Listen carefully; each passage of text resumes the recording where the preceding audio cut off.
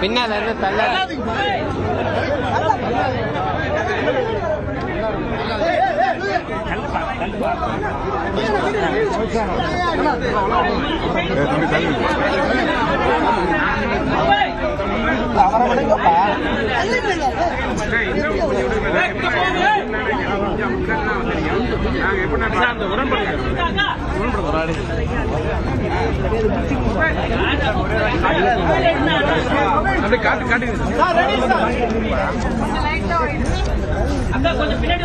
கையை கொடுப்பாங்க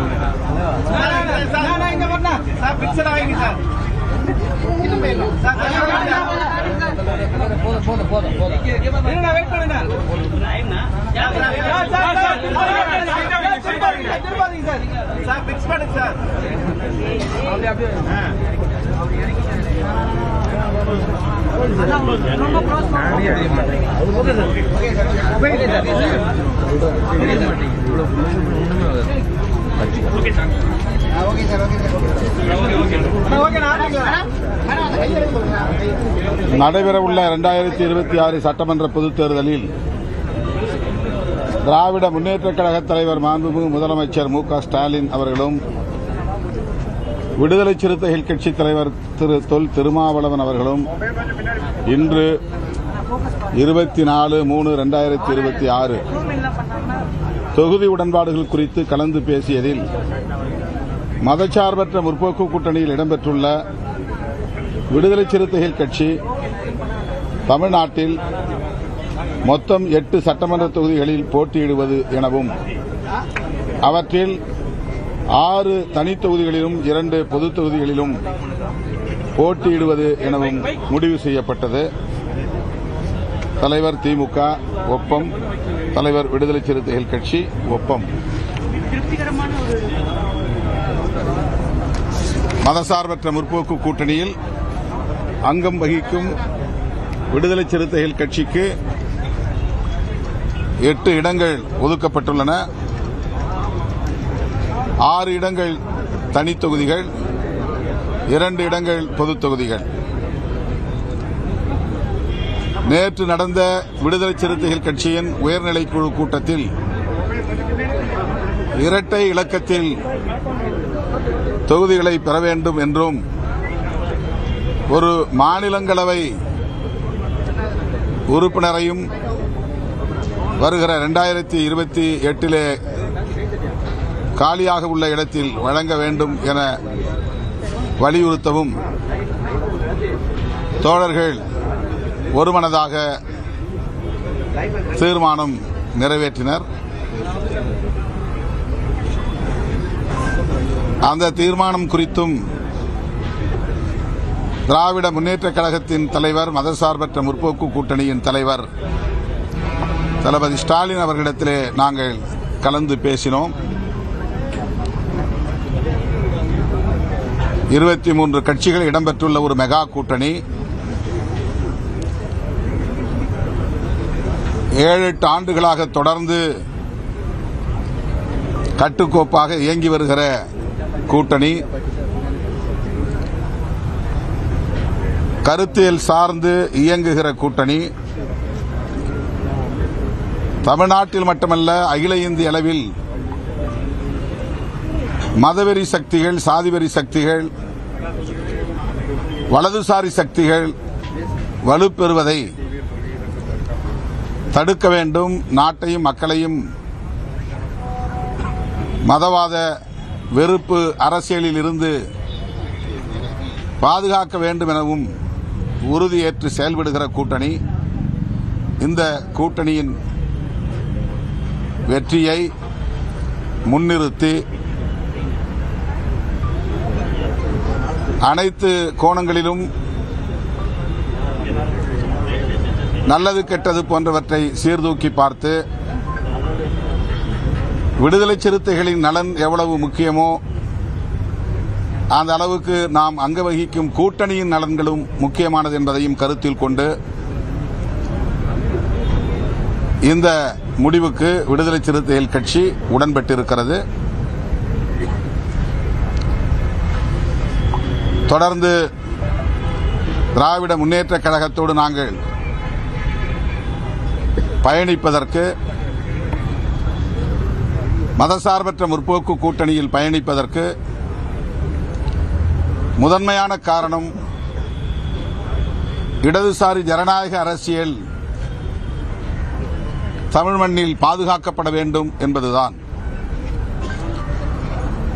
வலதுசாரி பிற்போக்கு அரசியல் காலூன்றிவிடக்கூடாது, வலுப்பெற்றுவிடக்கூடாது, அது தமிழ்நாட்டுக்கும் நல்லதல்ல, இந்திய தேசத்திற்கும் நல்லதல்ல என்கிற பார்வையில் இருந்துதான் என்பதை அவ்வப்போது நாங்கள் தெளிவுபடுத்தியிருக்கிறோம், உறுதிப்படுத்தியிருக்கிறோம். அதே அடிப்படையில் தான் இந்த பேச்சுவார்த்தையையும் நாங்கள் நடத்தி முடித்திருக்கிறோம். எனவே 8 தொகுதிகளில் இன்றைக்கு கையெழுத்திட்டிருக்கிறோம். 200க்கும் மேற்பட்ட இடங்களில் இந்த கூட்டணி வெற்றி பெற வேண்டும் என்கிற வேட்கையோடு, தீவிர முனைப்போடு விடுதலை சிறுத்தைகள் தேர்தல் பணிகளை முன்னெடுப்போம். தமிழ்நாட்டு மக்களின் பேராதரவோடு இந்த கூட்டணி மாபெரும் வெற்றி பெறும். ஒருபுறம் வலதுசாரிகள், அதாவது சங் பரிவார்களின் தலைமையிலான வலதுசாரிகள், இன்னொரு புறம் புரட்சியாளர் அம்பேத்கர், தந்தை பெரியார், மாமேதை மார்க்ஸ் போன்ற மாமனிதர்களின் அரசியலை திரித்து பேசி திராவிட அரசியலுக்கு எதிராக களமாடுகிறோம் என்கிற பெயரில் சமூக நீதி அரசியலுக்கு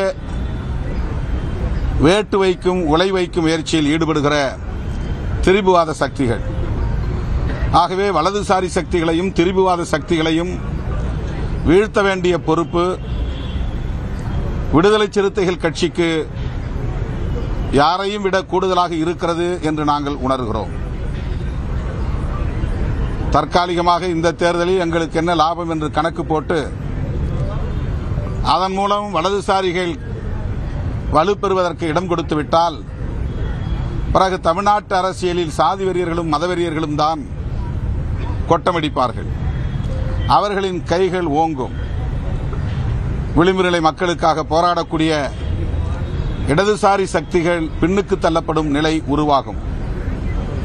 என்னுடைய பார்வையில் இன்றைக்கு விடுதலை சிறுத்தைகள் கட்சிக்கு தந்திருக்கிற 8 தொகுதிகளும், கம்யூனிஸ்ட் கட்சிகளுக்கு தந்திருக்கிற 10 தொகுதிகளும் சேர்த்து 18 தொகுதிகள் இடதுசாரி அரசியலை பாதுகாப்பதற்காக போராடக்கூடிய இயக்கங்களுக்கு திமுக வழங்கியிருக்கிறது என்றுதான் நான் புரிந்து கொள்கிறேன். விடுதலை சிறுத்தைகள், இடதுசாரிகள் மற்றும் முஸ்லீம் லீக், முஸ்லீம் அமைப்புகள் சிறுபான்மையினரின் ஜனநாயக உரிமைகளை பாதுகாக்கிற சக்திகள். ஆக இந்த கட்சிகளுக்கெல்லாம் ஒதுக்கப்பட்டிருக்கிற இந்த இடங்கள் மேலோட்டமாக பார்த்தால் எண்ணிக்கையிலே குறைவு என்று தோன்றும்.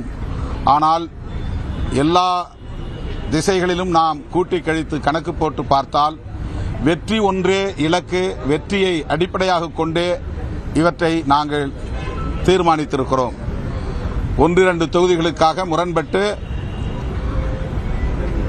கூட்டணிக்குள்ளே சலசலப்பை உருவாக்கி வெற்றிக்கான வாய்ப்புகளை நாம் சேதப்படுத்திவிடக்கூடாது என்கிற பொறுப்புணர்வோடுதான் இந்த நிலைப்பாட்டை நாங்கள் எடுத்திருக்கிறோம். இதில் எங்களுக்கு மனநிறைவு உள்ளது.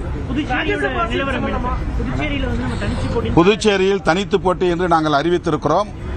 3 தொகுதிகளில் நாங்கள் நாமினேஷன் செய்திருந்தோம். ஏன் 3 தொகுதிகளில் நாமினேஷன் செய்ய வேண்டிய நிலை ஏற்பட்டது என்றால், வேட்புமனு தாக்கல் செய்வதற்கு கடைசி நிமிடம் வரையில் கூட்டணி உறுதிப்படவில்லை. திமுக காங்கிரசுக்கு இடையே கிட்டத்தட்ட 7 நாட்கள் 8 நாட்கள் இடைவிடாமல் பேச்சுவார்த்தை நடந்து கொண்டே இருந்தது.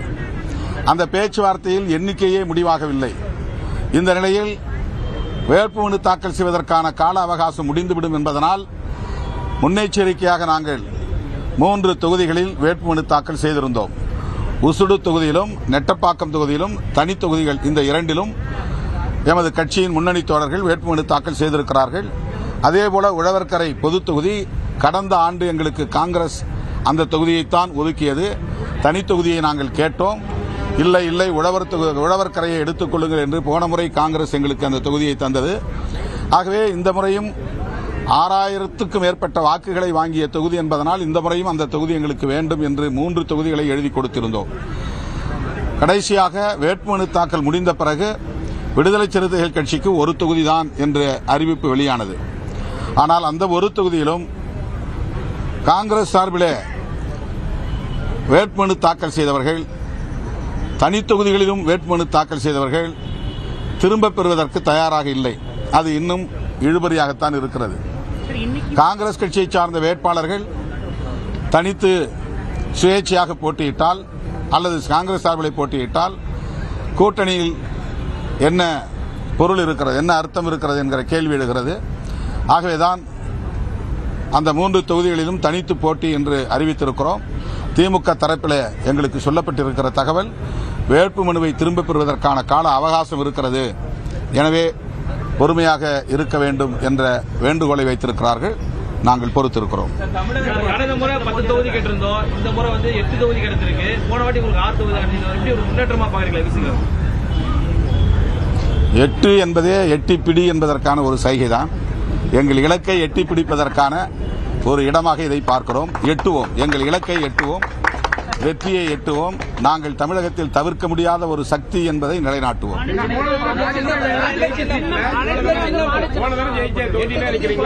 ஆமாம், அது ரெகனைஸ்டு பார்ட்டி தானே.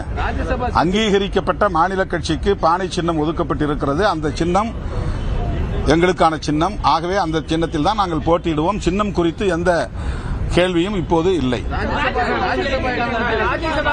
ராஜ்யசபாவை நாங்கள் வெளிப்படையாக பேசினோம்.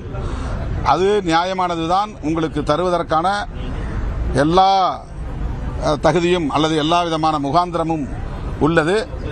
அது பற்றி இப்போதைக்கு முடிவெடுக்க முடியாத நிலை இருக்கிறது. ஏனென்றால் இந்த இது முடிந்துவிட்டது. 4 இடங்களும் நிரப்பப்பட்டு விட்டது. 2028 4 இடங்கள் அல்லது 6 இடங்கள் காலியாகும், அல்லது அதற்கு பிறகு 2 வருடங்களுக்கு பிறகு காலியாகும். எனவே இப்போதைக்கு அதை பேசுவதிலே எந்த பொருளும் இல்லை என்று நாங்கள் அதற்கு உரிய அழுத்தம் கொடுக்கவில்லை. கேட்டிருக்கிறோம், பரிசீலிப்பதாக சொல்லியிருக்கிறார்கள். திமுக சார்பில் வேட்பாளர் பட்டியல் வெளியிட்டிருக்காங்க. அதுல மீண்டும் விசிகாவிற்கு உழவர்கரை தொகுதி என்பது அது மீண்டும் இல்லை, ஏற்கனவே முடிவானதுதான். ஒரு தொகுதி அப்படின்னு ஒதுக்கி இருக்கிறாங்க. நாங்க 3 தொகுதியில் போட்டிட்டு இருக்கிறோம். அவங்க எல்லா தொகுதியிலும் காங்கிரசும் மனு செய்திருக்கிறது. அவர்கள் எப்படி திரும்ப பெறப் போகிறார்கள் என்று தெரியவில்லை. இந்த நிலையில் தான் நாங்கள் தனித்து போட்டி என்று அறிவித்திருக்கிறோம். பேச்சுவார்த்தையில் மறுபடியும் ஒரு சுமூகமான தீர்வு காண இடம் இருக்கிறது. நீங்க வெற்றி பெற்ற தொகுதியில் கூடுதலா சென்னையில் ஏதாவது புதுசா தொகுதி கேட்கறீங்களா? அது நாளைக்கோ நாளை மறுநாளோ கூடி பேசுவோம். அந்த பேச்சுவார்த்தையில் தான் இறுதி முடிவு செய்யப்படும். கூட்டணியில் உள்ள ஒவ்வொரு கட்சியும் அவரவர் விரும்புகிற தொகுதிகளை எழுதி கொடுத்திருக்கிறார்கள். நாங்கள் கேட்கிற தொகுதியை மற்ற கட்சிகளும் கேட்பார்கள். மற்ற கட்சியில் கேட்கிற தொகுதிகளை நாங்களும் கேட்டிருப்போம். எங்களுக்கு இடையில ஒருவருக்கொருவர் புரிந்துணர்வோடு ஒப்பந்தத்தை மேற்கொள்வோம். திமுக சிதைக்க பார்க்கிறது, அந்த கட்சி தொடர்ந்து இழுத்தடிக்கிறாங்க அப்படின்னு சொல்லிட்டு எதிர்கட்சி தலைவர் எடப்பாடி பழனிசாமி, அண்ணாமலை போன்றவர்கள் தொடர்ந்து விமர்சனம் செஞ்சுட்டு வந்தாங்க. கூட்டணி குறித்தும் விமர்சனம் பண்ணிட்டு இருந்தாங்க. விசிக சிதைக்கப்படும் அளவுக்கு பலவீனமான கட்சி இல்லை என்று நான் நம்புகிறேன். மக்களின் ஏகோபித்த ஆதரவை பெற்று நாளுக்கு நாள் வலுப்பெற்று வருகிற ஒரு மாநில கட்சி. அவ்வளவு இலகுவாக யாராலும் இந்த கட்சியை சிதைத்துவிட முடியாது.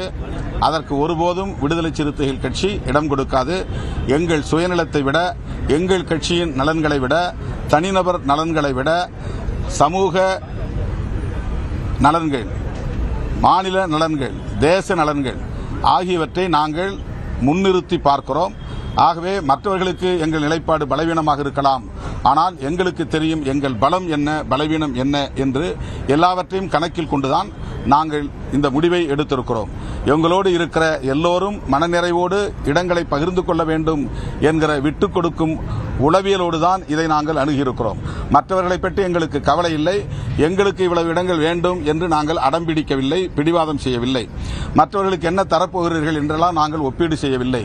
மற்றவர்களுக்கு எத்தனை தொகுதிகளை தந்திருக்கிறீர்கள் என்று நாங்கள் ஒப்பிட்டு எந்த விவாதத்தையும் நடத்தவில்லை. ஆகவே திமுக இருக்கிற இடத்தில் விடுதலை சிறுத்தைகள் கட்சி இருந்து எல்லாவற்றையும் நாங்கள் சீர்தூக்கி பார்க்கிறோம். திமுகவுக்கு அந்த பொறுப்பு இருக்கிறது, எங்களுக்கு அந்த பொறுப்பு இல்லை என்று நாங்கள் அதை தட்டி கழிக்க முடியாது. கூட்டணிக்கு திமுக தலைமை தாங்குகிறது என்றாலும் கூட அந்த இடத்திலிருந்து திமுக எப்படி எல்லாவற்றையும் அணுகுகிறதோ அதே போல விடுதலை சிறுத்தைகள் கட்சியும் அந்த இடத்திலிருந்து எல்லாவற்றையும் நாங்கள் சீர்தூக்கி பார்க்கிறோம். அந்த அடிப்படையில் தான் எங்களோடு பயணிக்கக்கூடிய எல்லோருக்கும் மனநிறைவான இடங்களை தர வேண்டும் என்பதையும் கூட நாங்கள் சுட்டிக்காட்டியிருக்கிறோம்.